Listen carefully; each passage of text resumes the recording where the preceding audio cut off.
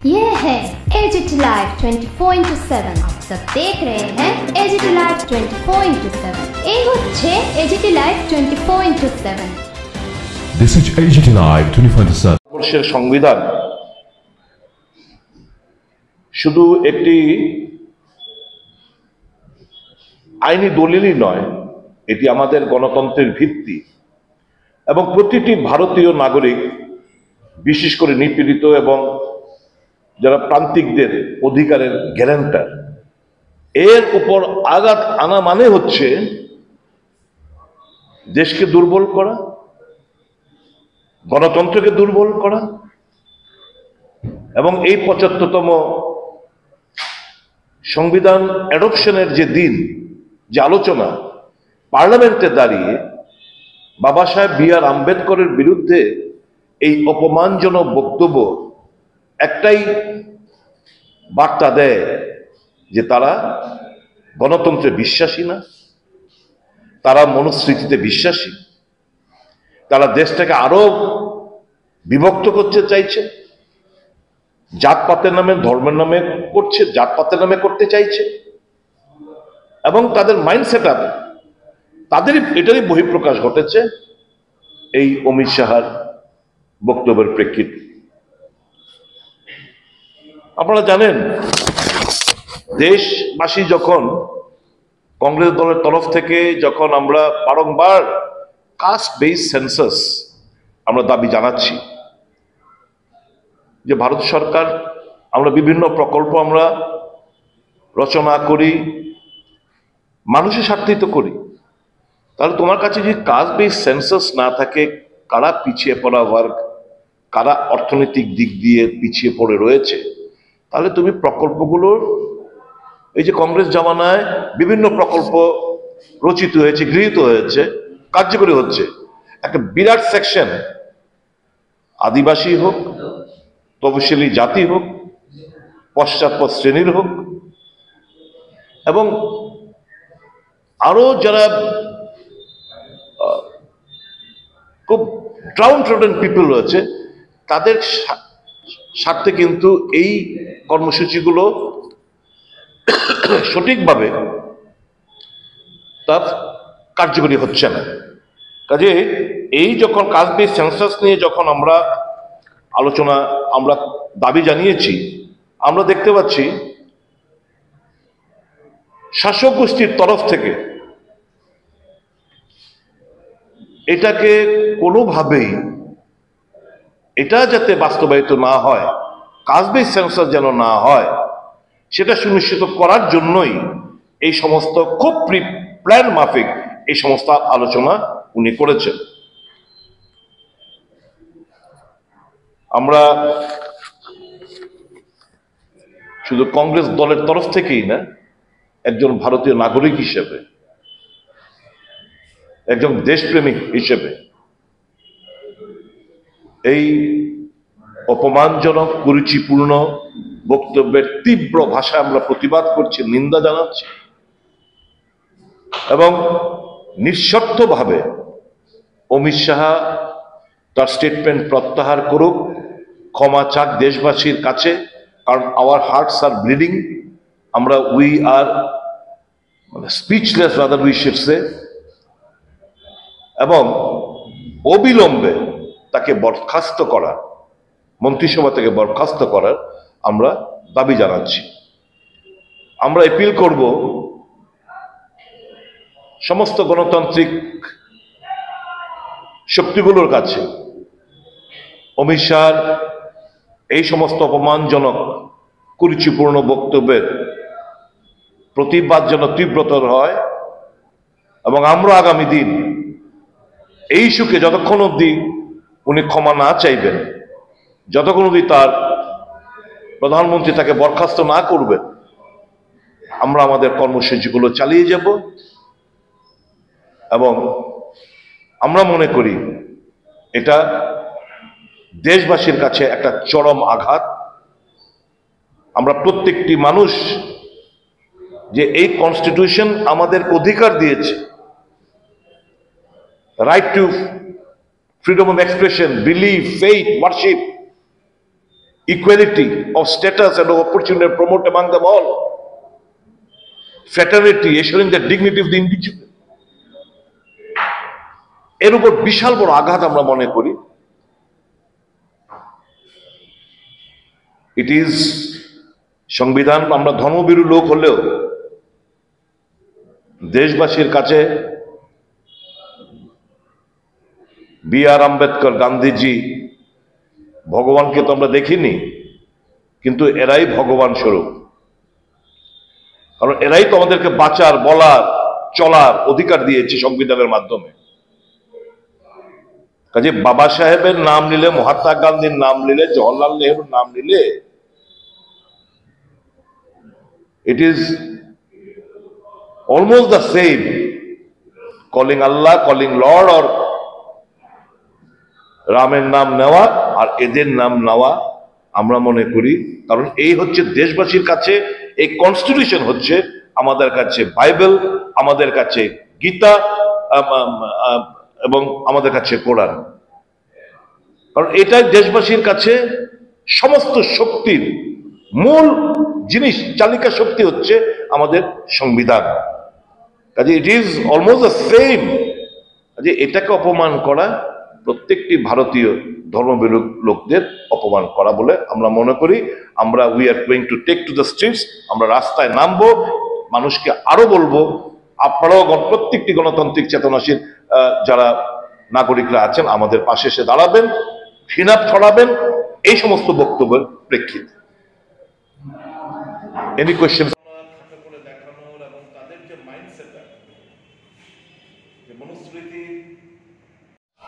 সারা দেশ জুড়ে আজ এবং কাল কংগ্রেস এমপিরা, ওয়ার্কিং কমিটির সদস্যবৃন্দরা এই সাম্প্রতিক রাজ্যসভায় দেশের স্বরাষ্ট্রমন্ত্রী দ্বারা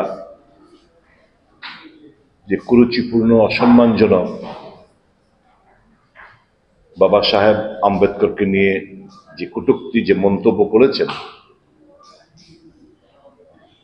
তাতে শুধু কংগ্রেসেরাই নয়, শুধু তফসিলি জাতি, আদিবাসী কিংবা পশ্চাৎপদ শ্রেণীর লোকরাই নয়, প্রত্যেকটি ভারতীয় মর্মাহত।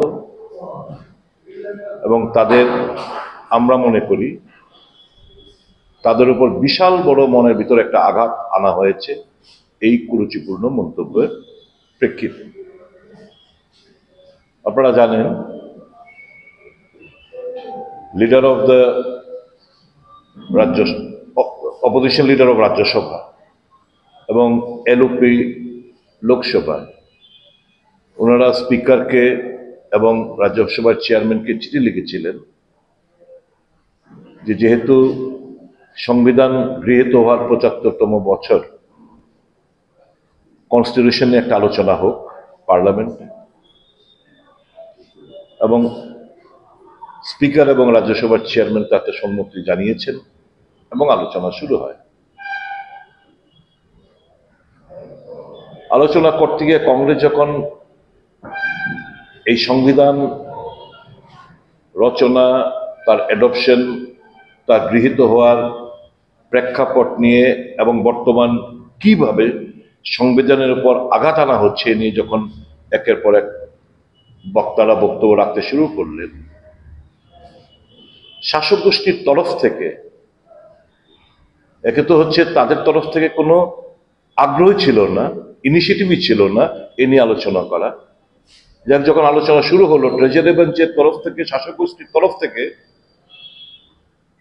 এই সংবিধানকে অবমাননা, খাটো করে দেখানোর এবং তাদের যে মাইন্ডসেটটা, যে মনুস্মৃতির চিন্তাধারায় যে আবদ্ধ, তার রিফ্লেকশন আস্তে আস্তে আমরা পেতে শুরু করব।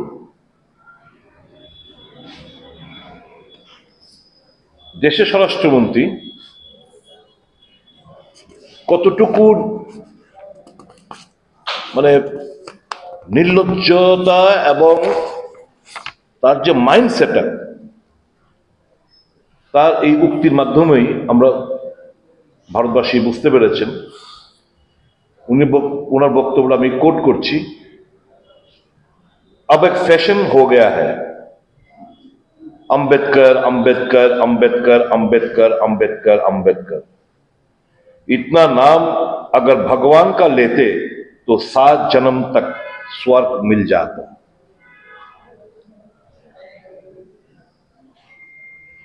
একটা কনস্টিটিউশন আমাদের সংবিধানের রচনাকারী এবং ফাউন্ডেশন, এই যে সংবিধানের আমরা বলি founder figure, father of the constitution B R Ambedkar সম্পর্কে তাদের মাইন্ডসেট এবং রিফ্লেকশন এই রাজ্যসভায় দাঁড়িয়ে অমিত শাহজি এই কথাগুলো বললেন।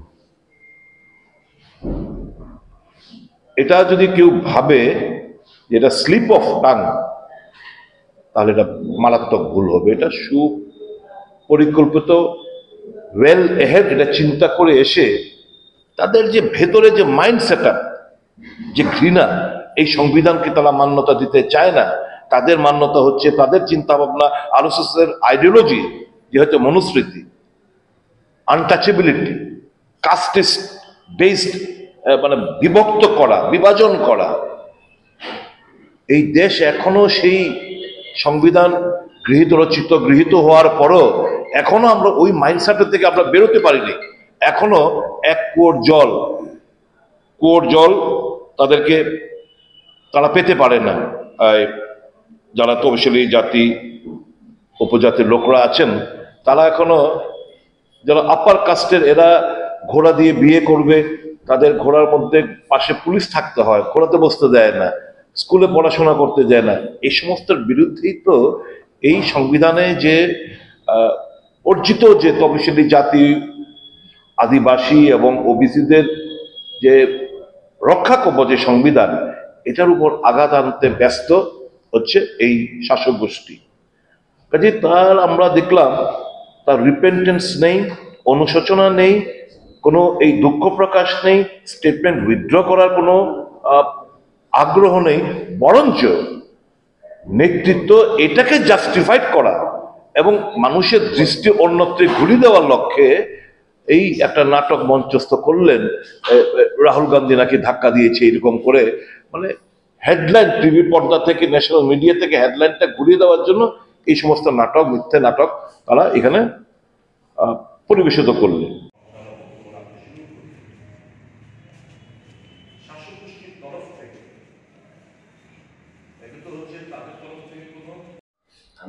It is against whom he himself is in Tripura. He's on a tour of Tripura.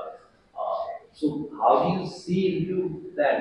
He and some meetings were also going on.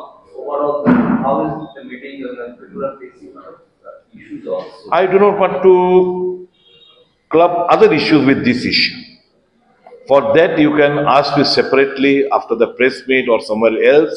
But I do not want, this particular issue, I do not want to answer to any other question other than this issue. I'm sorry for that. This issue has affected millions and millions of Indians. Their hearts are bleeding. We are completely taken aback. How could a human being utter all this nonsense in the parliament when we are discussing about the constitution, of its past glory, of the sacrifices being made by the freedom fighters, the founder members of the constitution. At that point of time, how come the Union Home Minister in the Rajya Sabha could utter all these nonsense statements, which is not only demean the father of the Constitution of India, but has also tarnished the image of the country across the world, and also it has insulted millions and crores of Indians, those who really believe that whatever we are, this is all because of the Constitution of India. This is our Gita, this is our Quran, this is our Bible, I should say.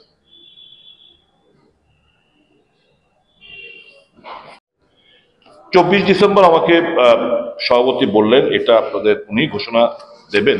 তবে আমি বলছি যে প্রশ্নটা করলেন, 24 December প্রত্যেকটি জেলায় বাবা সাহেব আম্বেদকর সম্মান একটা মার্চ হবে, বাবা সাহেব আম্বেদকর সম্মান মার্চ হবে, এবং বি.আর. আম্বেদকর যেখানেই আমাদের মূর্তি স্থাপিত হয়ে থাকুক এখানে গিয়ে আমরা মাল্যদান করব।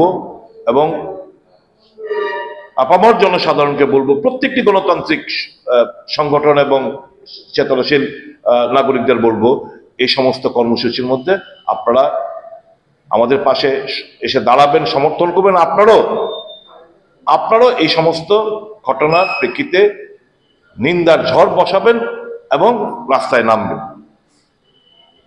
আমরা রাজ্যের একটি দল দেখি অবশ্যই সংবিধান অধিকার বা কনস্টিটিউশন নিয়ে কথা, সেক্ষেত্রে ওই দলটা বা শাসক দলের সঙ্গে আছে, আপনার কি অন্য দল, যেহেতু আপনি আপিল করছেন অন্য দলের কাছে, আপনি কি আশা করেন অন্য দল এই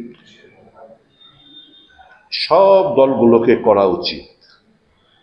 প্রত্যেকটি রাজনৈতিক দল যারা সংবিধানকে সম্মান জানায়, যারা ভারতীয় বলে দাবি করে, এরা বলে সংবিধানের মধ্যে ভারতীয়তা কিছু নেই, তাদের কাছে মনুস্মৃতিটা হচ্ছে সবকিছু ভারতীয়, মানে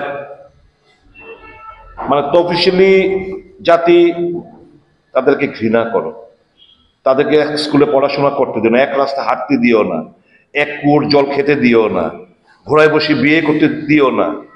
এই জিনিসগুলো তো আম্বেদকর নিজে তার জীবনীটা যদি পড়েন, হি ফেসড অল দিস।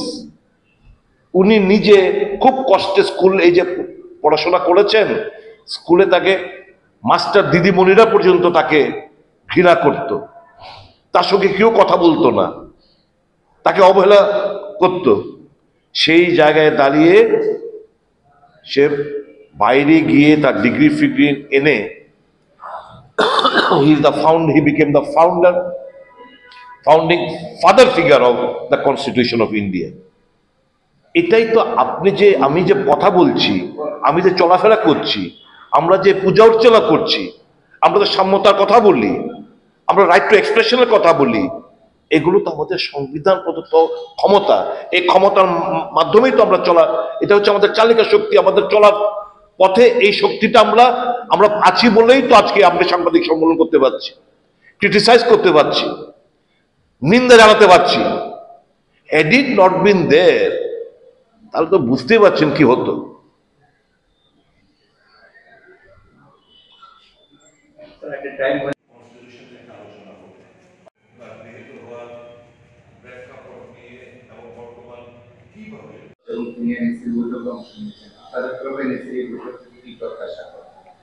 আমি বললাম না, আজকে এর ব্যতীত আমি কোনো উত্তর আমি দেব না।